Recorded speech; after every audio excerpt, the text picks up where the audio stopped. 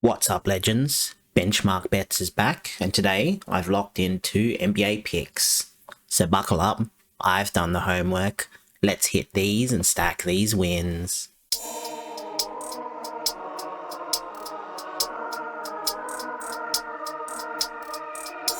Alright, legends, before we jump into today's picks, let's do a quick recap of our last NBA video. We went 1-1 on the day with Jalen Tyson over 20.5 rebounds. Got a little sweaty, but he gets it done and catches with ease. Then we had Jalen Duren over 9.5 rebounds. Looked good heading into the third, but just couldn't get it going. And finishes with only 7 boards. That one's on me, guys. Bad read from me, and sorry if you jumped on. For the month, we are down 2.99 units, with 12 wins and 13 losses with a 48% win rate. However, isn't the end of the month yet, and looking to get into the positive before the end of the month. And as always, I use PropsMadness, the best tool out there for player prop analysis. If you want to try this out for yourself, there's a link in the description below.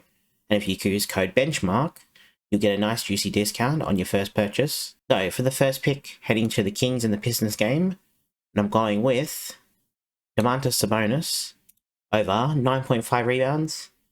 So pretty much back to his main playing minutes. He is over this line in 11 out of 15 games, averaging 11.7 rebounds from 21.6 rebound chances. And they're going to need his size against Duren today. Now on the surface, the Pistons allow the 4th fewest rebounds on the season, which doesn't sound great, but this actually plays into Sabonis' favour. When he versus teams that are in the top 10 defense for rebounds allowed, he's over this line 100% of the time, averaging 12.8 rebounds from 23.5 rebound chances, compared to when he versus the bottom 10 defense for rebounds allowed.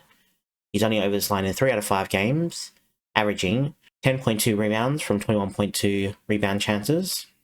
So as you can see, there is an increase in his rebounds and his rebound chances when he versus the top 10 defensive teams for rebounds allowed. Loving the spot for Sabonis today. Then for the second pick, heading to the Nuggets and the Grizzlies game, and I'm going with Triple J over 27.5 points and rebounds. As you can see, I already have some filters up. Morant and Edie are both out for today, and he is over this line in 8 out of 13 games, averaging 27 points and rebounds. With those guys out of the lineup, as you can see, he has an increase in his minutes, his usage, and also his field goal attempts. So for the season, the Nuggets are allowing the 8th most points and rebounds to his position. So when you filter in the weak defense for his position, he's over this line 100% of the time, averaging 29 points and rebounds from 16.3 field goal attempts and a 27.4 usage percentage. Also, over the last 15, the Nuggets have been allowing the 4th most points within 10 feet of the basket, where Triple J loves to score 48% of his points, and also allowing the 3rd most rebounds. All signs are pointing in the upwards direction for Triple J to go over today. So that's pretty much it for the main picks. Now let's go through some other plays that I'm liking. And also I'm going to start a ladder bet challenge, which will be shown at the end of the video. So please stay tuned. So heading back to the first game between the Kings and the Pistons, and I'm going with Duncan Robinson over 2.5 threes. So for the season, he's over this line in 27 out of 41 games, averaging 2.9 threes per game. So for the season, the Kings are allowing the 10th fewest threes, but once again, this plays into Robinson's favour. When you filter in the top 10 teams for threes allowed, he's over this line in 10 out of 14 games, averaging 2.8 threes.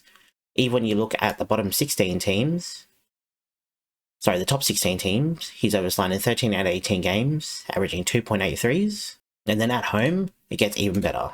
He's over this line in 9 out of 10 games, averaging 3.4 threes. The only miss he had was against the Rockets. He did have 8 chances to go over. I did bet on this one, and he did hook us.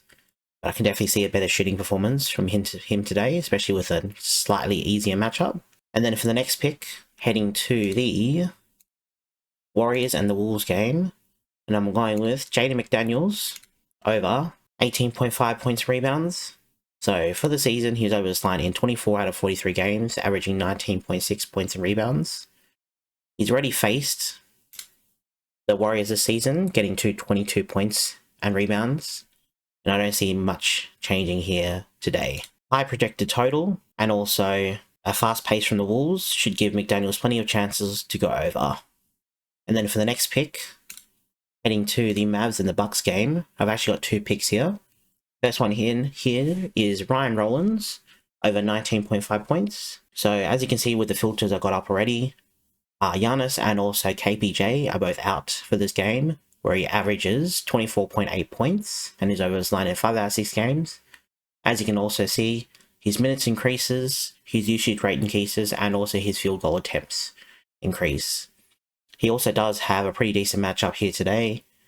He scores 41% of his points within 10 feet of the basket, where the Mavs give up the 3rd most amount of points. They also give up the 10th most amount of points to pick and roll ball handlers. So I can see Ryan Rollins definitely going over 19.5 points today, especially with his usage rate and also his field goal attempts.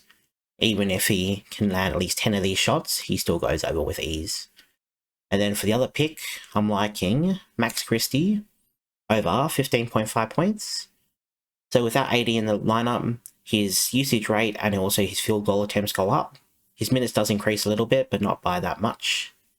So for the season, he's over his line in 7 out of 21 games, averaging 14.3 points, which isn't the best. But the Bucks give up the 9th most amount of threes, where he scores 36% of his points, and also the 7th most amount of catch and shoot opportunities, where he scores 63% of his points. Another good pivot would be to go over his 2.5 3-points line, but it is heavily juiced already. So when he scores at least 3 3-pointers, he's over this line in 8 out of 14 games, averaging 18.2 points. Definitely can see him having a lot of 3-point shots today and going over this line with ease. And then finally, for the last pick that I'm liking, heading to the Pelicans and the Spurs game, and I'm going with Wemby over 10.5 rebounds. So as you can see, I've got a few filters up already. Fox, Castle, and Vassell are all playing in this game, and he's over this line in 8 out of 12 games, averaging 11.2 rebounds from 17 rebound chances.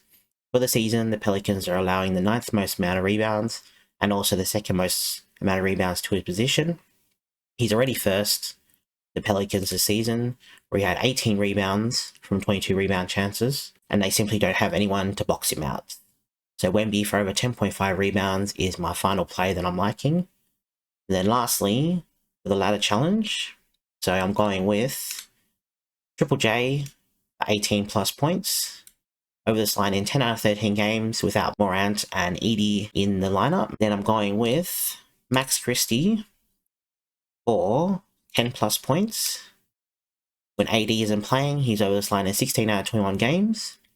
And then finally, going with Wemby for 18 points, 18 plus points, over this line in 9 out of 12 games with Fox, Castle, and Vassell in the lineup. There will be a screenshot of the ladder play in the right hand side. That's pretty much it for today's picks. If you're enjoying the content, smash that like button and subscribe if you haven't already. And drop a comment below if you're riding the ladder challenge. Until next time, stay safe, good luck with your bets, and I'll catch you in the next video. Laters.